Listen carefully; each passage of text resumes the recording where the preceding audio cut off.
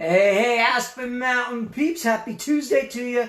Hopefully your Monday was well. Ours was fantastic. We got super busy yesterday. We were able to get a bunch of things taken care of. On to today. We're excited for today. It's Tuesday. It's St. Patty's Day. I'm not wearing my green, but I'm close enough with my brown, right?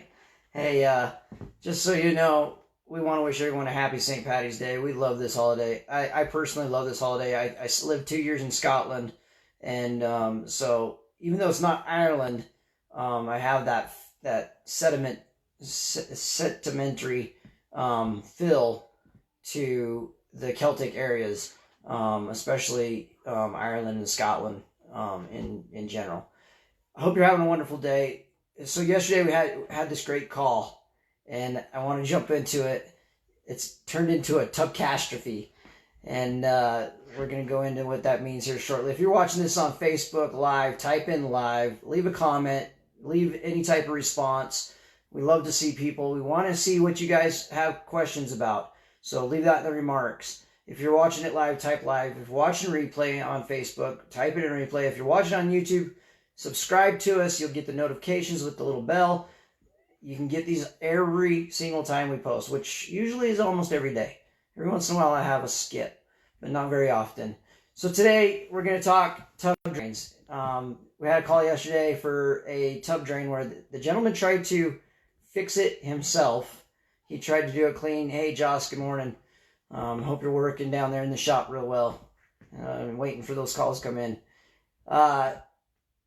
So we had a gentleman call in. He tried to clean some hair out of his drain in his tub and was trying to take a tool to put it back and ended up breaking that tool down inside.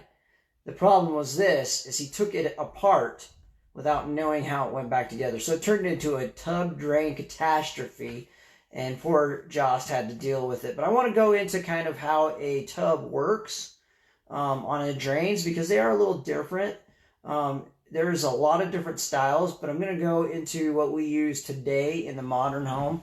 And this is just kind of a makeup that I did this morning to just kind of explain what it looks like. So we're going to go ahead and flip you around and just kind of show it to you here. Let's see. Okay, so I'm going to put this right up here on my my desk here.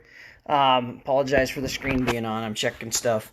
So anyways, you have on the bottom of your tub this part right here. This is the part that will stop it. You push it down, it stops it. You pick it up, it undoes it. But what nobody ever sees is this part right below here. They always see this top ring. And basically what happens is this is called a tub shoe. And as it threads into this little tub shoe right here, it ties into the drain. Now you have a gasket on the bottom, and on the top we have what we call plumber's putty underneath that, which basically we seal with plumber's putty the tub shoe down onto the inside of the tub there on the bottom part of that drain. And as you tighten that up, it squeezes this putty out, and that creates a natural seal. The individual yesterday actually tried to take this out, and when he took it out, he actually cross-threaded the threads on the inside here.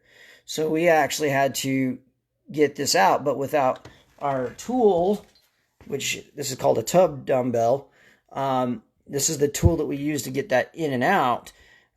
Basically what happened is he got it in cross-threaded. We couldn't get it out with our tool, and so we were going to have to cut it and replace this whole section here. Now, there's different styles of these. You might have one where the pop-up is solid, and then you have a trip lever up here on the overflow, which you pull, and then that pops that trip lever up and down, stopping it up. Or you might have something like this where you just push it down and it seals it, and you pull it up and it opens. So there's different styles of these. There's different makeups. The way I like to do it is it's all glued together, just like this. We have a kit where we glue it all together. The waste and overflow is what we call it, kit. And then you have your waste here, and it comes down and it'll drop. And right below this sanity, you'll have a P-trap. And then right above it is an overflow. And basically on this one, it's a push-on overflow. Sometimes these will have screws in them. Sometimes there'll be a push-on like this. Basically, the way this one works is the water will come in through that gap and come into where that red spot is right there. And that would be your overflow for your tub. Now, basically what that is a safety device, so your tub can't get overflow with flooding it. Well, like I said, I'd like to do the glue togethers So this is the normal situation we have. And basically, you have another one, which is a slip joint type connector, and they do those in brass and plastic.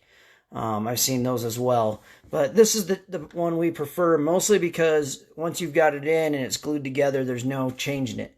Now, the thing that the gentleman got wrong is he thought that he needed to clean out this part right here, and that's where the clog was at. 9 times out of 10, your clog is going to be in the P-trap down below this. So you'd want to go through, hey, Daryl, thanks for watching, buddy. So you want to go through the overflow to snake this. Now, that gentleman took this off right here, and these are just on thread when they're like this one. And I want to just kind of take this out so you can see the bottom of this. But as you can see right there at the bottom, that just threads in. And then there's this cross member, and sometimes there's a double cross member. It makes it cross, and it catches the hair. Now, if you'd have called us, we would have been able to just pop off this piece, clean out the hair there, run our snake down and into the P-trap to make sure the P-trap was clear. But the gentleman tried to do it himself. He took off the waist piece on the shoe here and tried to snake it through that gap. Well, he had a 4 cross member, and slip joints have to be accessible. That's correct, Daryl. You're right. Like I said, all we ever use is the glue togethers, because if people cover it up in sheetrock, then we're safe. But in the older homes around here, a lot of them that I see are the slip joint connectors, and a lot of those are tied into drum traps in the older homes instead of a P-trap. But this is where he got in trouble, is he tried to take this out to get down in there to get his tool that he broke out. Now, the problem was when he got that out and then he tried to put it back in, he didn't line it up right, and he cross-threaded the threads. Now, a piece of advice, if you are doing any type of threading where it goes metal to plastic or metal to metal, it doesn't matter, always start threading by hand. Don't try to take a tool and thread it in there, because you could get it crooked and it can cross-thread it and it ruins the bottom base part of your shoe. Now, that being said, do I recommend you to do this yourself? Obviously not. I'm a professional. We have the knowledge. We have the tools. We know exactly what we have to do. Like Daryl said, Daryl's a plumber down in Kansas City. Like Daryl said, we have the experience. We have the knowledge on these things. So, to be able to take this off and snake it through here to get the main problem, that's the biggest cause. Then, yes, we'll take off this little cap and take out some hair there, but we usually just do that by hand. We never run a snake down this, and the reason is this is very rarely ever dirty. It's usually the trap. So that was what we found yesterday. It was a huge problem for this gentleman.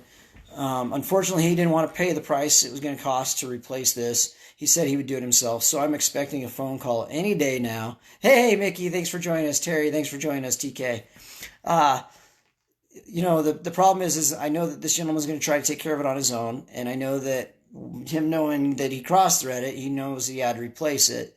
That being said, I know that when he gets it all put back together, we're going to have more issues, and we'll be getting called back to come and take care of it properly.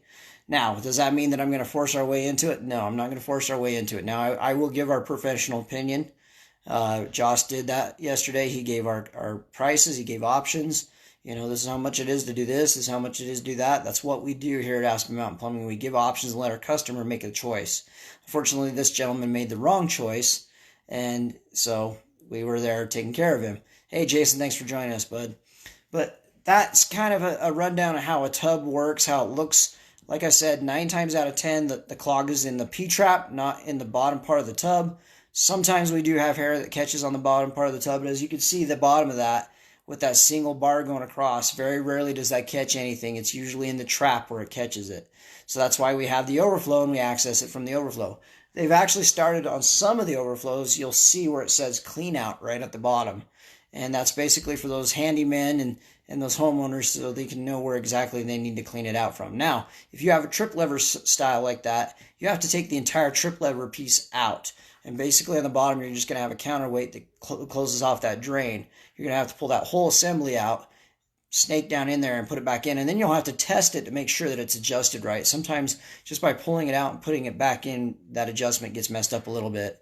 So if that's something that you are afraid to touch or handle, obviously call the pros. We're always going to recommend calling us.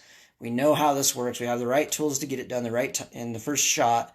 And if the gentleman just would have called us, we would have been able to clean his drain out, and he would never probably have had to replace his entire tub and waste and overflow. So that's the tip for today. If you got a problem with your tub, could be a catastrophe, give us a call. We'll take care of it. We don't want to have these leaking. The gentleman couldn't use his bathtub because it would leak air all the time, so he had to get it taken care of. We don't want that to happen to you. Obviously, have a great, wonderful day. It's going to be beautiful today. We're going to take and enjoy the weather here while we got it. Well, it's nice. It's Wyoming, so it could snow any day now. But we're going to take this nice weather and enjoy it. You have a wonderful Tuesday, and I'll catch you tomorrow.